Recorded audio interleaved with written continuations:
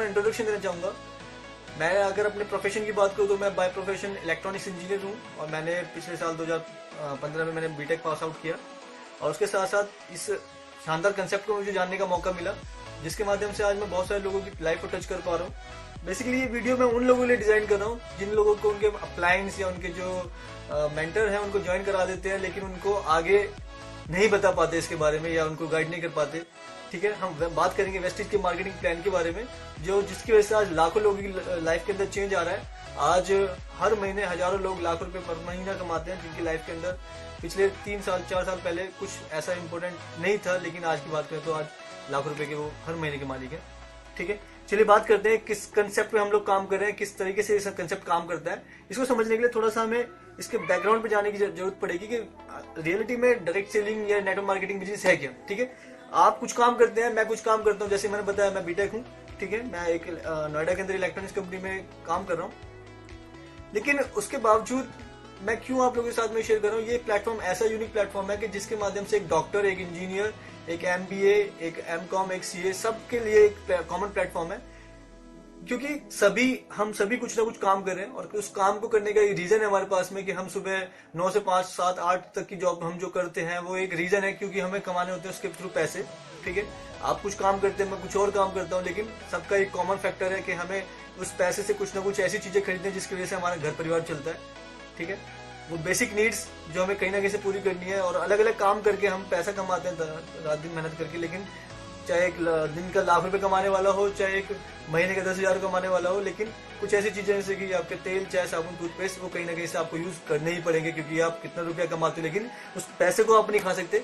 ठीक है, तो क्या है सिस्टम। ठीक है, अभी तक हम लोग जो परचेजिंग करते आए हैं, सदियों से हम परचेजिंग करते आ रहे हैं, कुछ ना कुछ सामान हम मार्केट से खरीदते हैं, उसको यूज करते हैं। ठीक है, वो जो एक कन्वेंशनल तरीका है उसके बारे में थोड़ा डिस्कस कर लेते हैं। ठीक है, जैसे कि मैं यहाँ दिखा रहा हूँ आपको, एक कन्वेंशनल यानी ट्रेडिशनल तरीका है जिसके थ्रू आज तक हम परचेजिंग या मार्केटिंग करते आए हैं।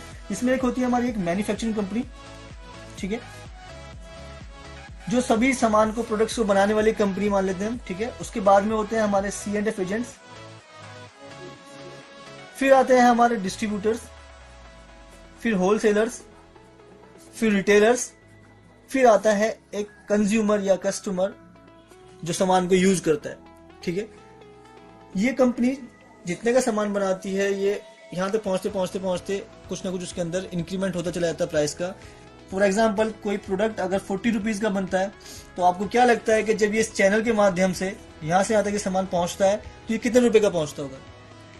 जी हाँ, बिल्कुल सही सोच रहे हैं, ये मात्र 100 रुपए का बन जाता है। बिल्कुल जी, जैसे कि हम 40 रुपए का सामान या 100 रुपए का सामान हम बना रहे हैं, तो बेसिकली देखने वाली बात यह है कि ये जो बीच में C&F agents, distributor, wholesaler, retailer, ये क्या करते हैं इसके अंदर। क्या आपको लगता है कि जो 40 रुपए का ये सामान बन रहा है यहाँ पर, जब ये 100 रुपए का मिलता है तो जो इसकी क्वांटिटी रखी जाती है, मान लीजिए कोई चाय का पैकेट है, उसका अगर वेट है वो 250 ग्राम रखा गया है, क्या जब ये इस चैनल के माध्यम से सामान कंज्यूमर तक पहुंचता है तो वो 300 ग्राम या 500 ग्राम का बन जाता है। जी बिल्कुल नहीं। ठीक है, दूसरी चीज, क्या आपको लगता है कि ये इसकी क्वालिटी को बेटर कर देते हैं। जो क्वालिटी इस कंपनी ने बनाई थी, इस चैनल के थ्रू आने पर ये क्वालिटी और बेटर हो जाती है, वो भी नहीं करते।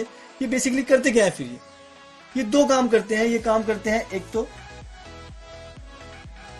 पहुंचाने का।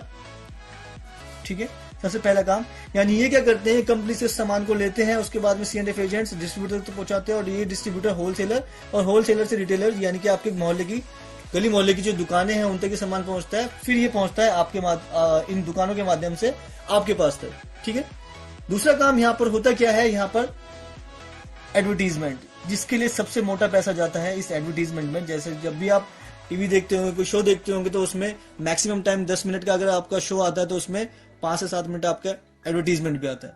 इसीलिए ये सबसे मोटा जो यहाँ पर 60% जो इसका टर्नओवर है, इस जो बीच का पैसा है, ये इन एडवर्टीजमेंट के लिए डिस्ट्रीब्यूट किया जाता है, इसका मैक्सिमम पोर्शन।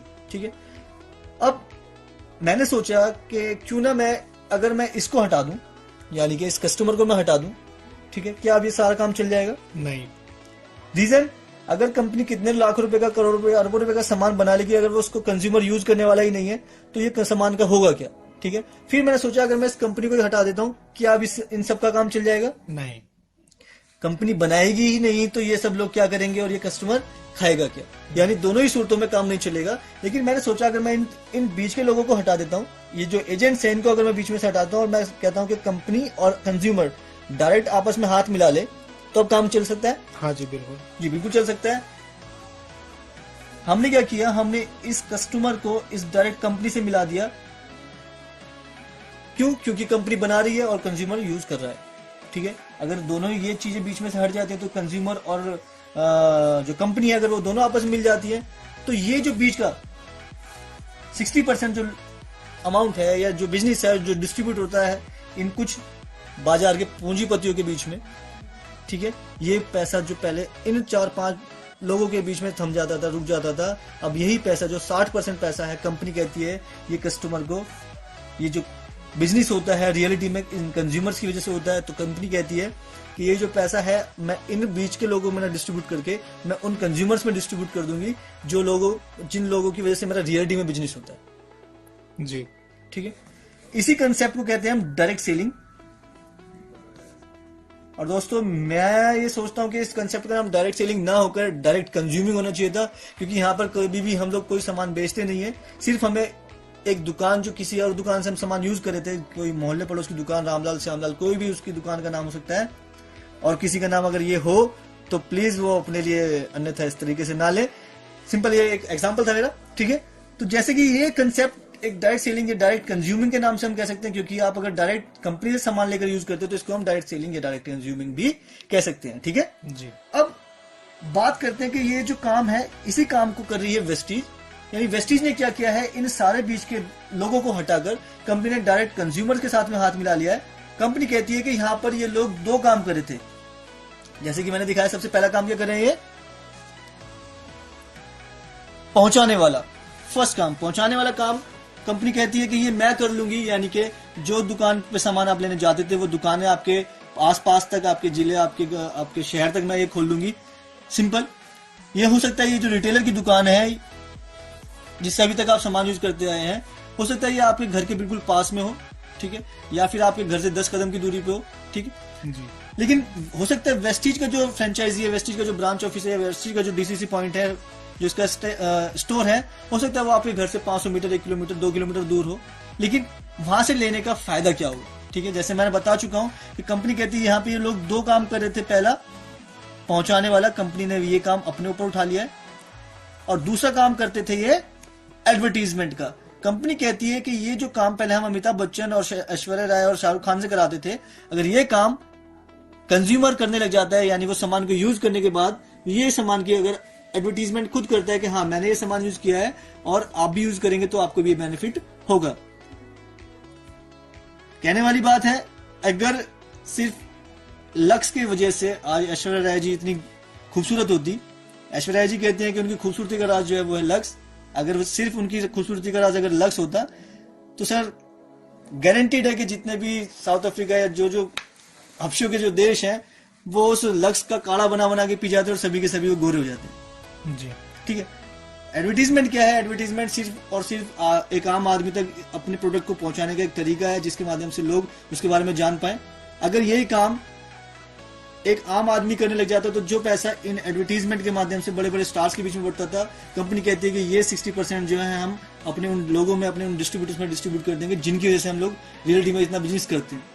ठीक है, अब आपके ऊपर डिपेंड करता है, आप चूज वाइजली, आपको क्या लगता है कि आपको कहां से यूज करना चाहिए। आप प्रोडक्ट अब भी कहीं ना कहीं से तेल, चाय, साबुन, टूथपेस्ट और घर के अन्य बहुत सारे सामान जो कहीं ना कहीं से आप यूज कर रहे होंगे, अगर आप इस सिस्टम के माध्यम से यूज करते हो तो ये जो एक अर्निंग, एक अपॉर्चुनिटी आपके हाथ है जिसको आप यूज कर सकते हो अपनी लाइफ को चेंज करने के लिए, लाइफ अपने ड्रीम्स को पूरा करने के लिए। मेरा हाथ ही नहीं मिल रहा। ठीक है, तो अब बात करते हैं कि कैसे इस सिस्टम से पैसा आता है। सिंपल, अगर मैं एक सिंपल सा सवाल यहाँ पे पूछता हूँ कि मान लीजिए ये जो C&F एजेंट्स है, इसका जो मार्जिन है या इसका जो प्रॉफिट होता है वो होता है सिर्फ 2%।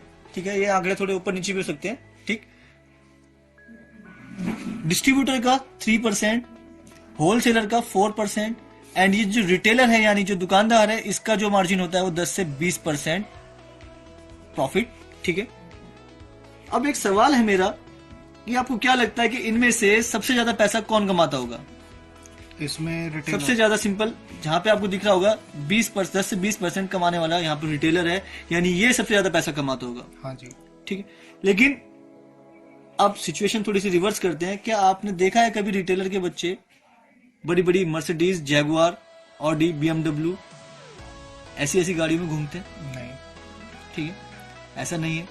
हो सकता है 100 में से 1%, 2% ऐसे लोग हो भी कोई जो इस लेवल पे काम करने के बावजूद भी बहुत अच्छे लेवल तक पहुंच गए, लेकिन मैक्सिमम परसेंटेज देखें तो शायद ऐसा नहीं है। ठीक है, उसके बाद में अगर देखें तो हम होलसेलर के बाद में डिस्ट्रीब्यूटर, C&F एजेंट्स।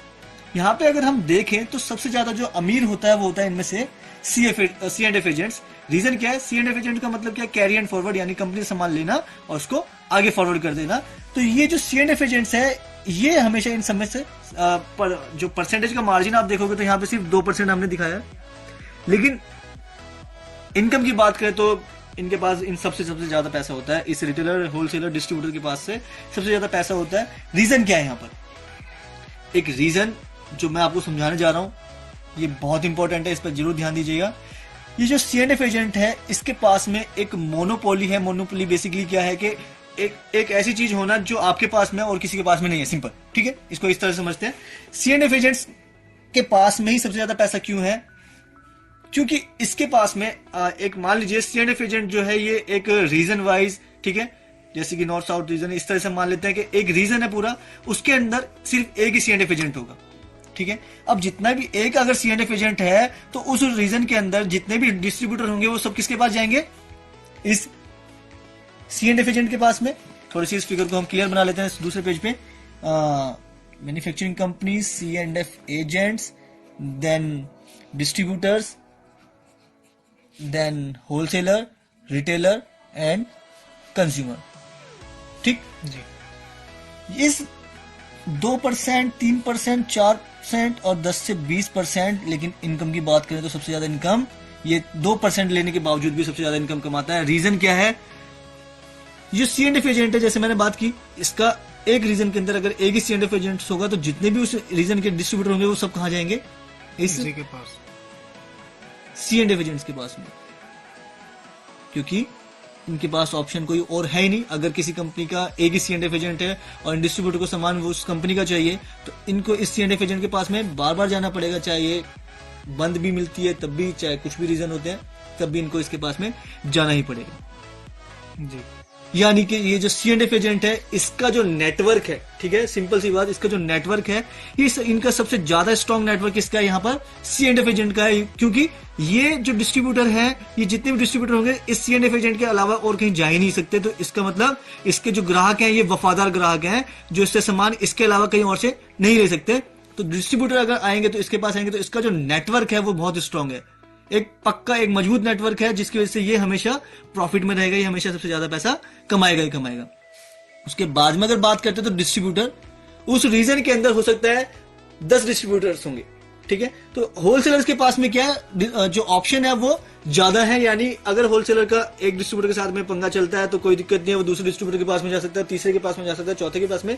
यानी अब जो है इस होलसेलर के पास में ऑप्शंस ज्यादा हैं, जिसकी वजह से इस डिस्ट्रीब्यूटर का जो नेटवर्क है वो एक स्ट्रॉन्ग नेटवर्क नहीं है, एक वफादार नेटवर्क नहीं है, जिसकी वजह से इसकी अर्निंग, सिंपल सी बात है, अगर आपका ऑप्शन अगर किसी के पास ज्यादा है तो वो आपके पास से ही नहीं आएगा, वो कहीं और भी जा सकता है, ठीक है। यानी कि इसका नेटवर्क जो है यहाँ पर वीक हो जाता है क्योंकि ऑप्शंस यहाँ पे बढ़ जाते हैं। सेम इसी तरह से जब आप होलसेलर के पास जाते हैं तो होलसेलर उस रीजन, उस स्टेट के अंदर बहुत सारे हो सकते हैं, ठीक है। तो यहाँ पर क्या है, इन रिटेलर्स के पास में ऑप्शन और बढ़ जाते हैं। मान लेते हैं अगर ये 10 थे तो ये हो सकता है 50 होंगे, अब 50 अगर ये लोग हैं तो इन रिटेलर के पास में ऑप्शन कितने हो गए, और ज्यादा हो गए। यानी कि इन होलसेलर का जो रिटेलर, जो ग्राहक है, वो एक वफादार ग्राहक नहीं है, यानी कि इसका जो नेटवर्क है वो भी वीक हो जाता है। इसके बाद में और आगे चले तो रिटेलर, आप रिटेलर की अगर बात करते हैं तो ये हजारों की संख्या में रिटेलर है, ठीक है। हो सकता है होलसेलर इतना हो, लेकिन रिटेलर आज गली गली, मोहल्ले मोहल्ले के अंदर कई रिटेलर होते हैं, जो आपकी दुकानें होती हैं, ठीक है। उन दुकानों के पास में जो सामान मिलता है वो और भी उसी गली के अंदर बहुत सारी दुकानों के पास में मिलता है। तो इसके पास में जो ग्राहक आता है, इसके पास में बहुत ज्यादा ऑप्शन है। यहाँ पर अगर 50 है तो यहाँ पे मान लीजिए 100 ऑप्शन है, तो इस ग्राहक के पास में ऑप्शन ज्यादा हो जाते हैं। तो जिसकी वजह से इस रिटेलर के पास में वो एक लॉयल ग्राहक या फिर लॉयल नेटवर्क नहीं है, जिसकी वजह से ये हमेशा फायदे में ही रहे। तो ये है पावर ऑफ नेटवर्क,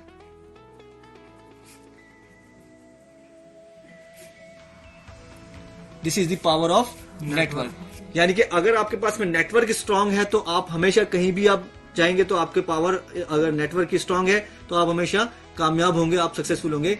ये था रीजन मेरा इस पावर ऑफ नेटवर्क को समझाने का, क्योंकि यहां पर हम नेटवर्क अगर हमारा बिल्ड हो जाता है तो आप आगे बढ़ेंगे ही बढ़ेंगे।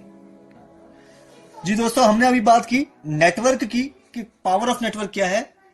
अब इस नेटवर्क की पावर का हम किस तरह से इस्तेमाल कर सकते हैं, किस तरह से हम इसको अपने लिए, अपनी टीम के लिए, अपने लोगों के लिए यूज कर सकते हैं। ठीक है, सिंपल। जैसे कि हम बात कर रहे हैं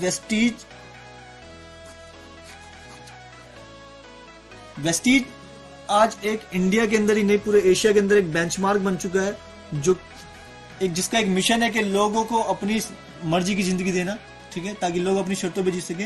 वेस्टीज मार्केटिंग प्राइवेट लिमिटेड सन 2004 में स्टार्ट हुई। इसके जो ऑपरेशन हैं वो 2004 में स्टार्ट हुए। ठीक है, और जब स्टार्टिंग हुई तो सिर्फ दो ब्रांच ऑफिस, एक ओखला दिल्ली, दूसरा बेंगलोर। प्रोडक्ट की बात करें तो सिर्फ 2 प्रोडक्ट्स के साथ में स्टार्टिंग हुई, मात्र 2 प्रोडक्ट। सिर्फ डिस्ट्रीब्यूटर की बात करें तो सिर्फ 6 डिस्ट्रीब्यूटर के साथ में कंपनी ने अपनी शुरुआत की थी। ये एक शॉर्ट ब्रीफ इसका एक बैकग्राउंड है। ठीक है, आज की बात करें 2017, ये आंकड़े जो हैं बहुत ज्यादा बदल चुके हैं आज की डेट में। 2017 में जो हमारे 2004 में जब हमारे 2 ऑफिस थे, आज ये ऑफिस बढ़ के 45 हमारे ब्रांच ऑफिस हो चुके हैं। लगभग 150 हमारे डीएलसीपी, और इससे भी ज्यादा 3000 से प्लस आज हमारे डीसीसी यानी फ्रेंचाइजी हो चुकी हैं, जो बहुत जल्दी मिनी डीएलसीपी में कन्वर्ट हो जाएंगे। यानी कि आप अगर बात करें कि आपको इसकी अवेलेबिलिटी कहां से होगी इन प्रोडक्ट्स की, ये अवेलेबिलिटी आपको ऑल इंडिया कहीं से हो जाएगी। दूसरा, और हमारे लिए सबके लिए एक गौरवपूर्ण बात यह है कि आज वेस्टीज इंडिया की पहली डायरेक्ट सेलिंग कंपनी है, जो एक एमएनसी है। इंडिया ही नहीं, हम लोग दुबई में भी सक्सेसफुली रन कर रहे हैं।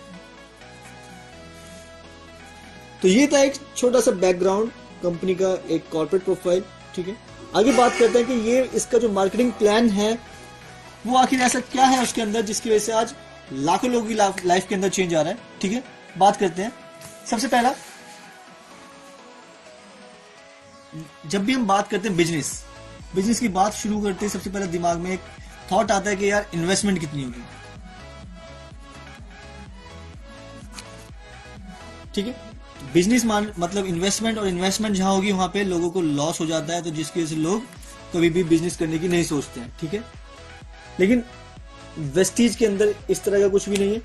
ठीक, वेस्टीज को स्टार्ट करने के लिए आपको एक फॉर्म फिल करना होता है, जिसको हम रजिस्ट्रेशन फॉर्म कहते हैं, और इस फॉर्म की जो कीमत रखी गई है वो रखी गई है 0 रुपीज, यानी ये फ्री होता है। यानी आपका रजिस्ट्रेशन क्या होता है, यहाँ पर फ्री होता है, और आप अपनी मर्जी के जो भी प्रोडक्ट आप लेके इसकी स्टार्टिंग करना चाहें आप स्टार्टिंग कर सकते हैं। ठीक है, सिंपल एक डिसीजन लेना है, कोई बहुत बड़ा कुछ काम नहीं करना। जो आप काम पहले से करते आ रहे हैं, यानी कि मार्केट से तेल चाहे साबुन टूथपेस्ट यूज करते आ रहे हैं, वो अब की बार आपको वेस्टीज के थ्रू लेना है।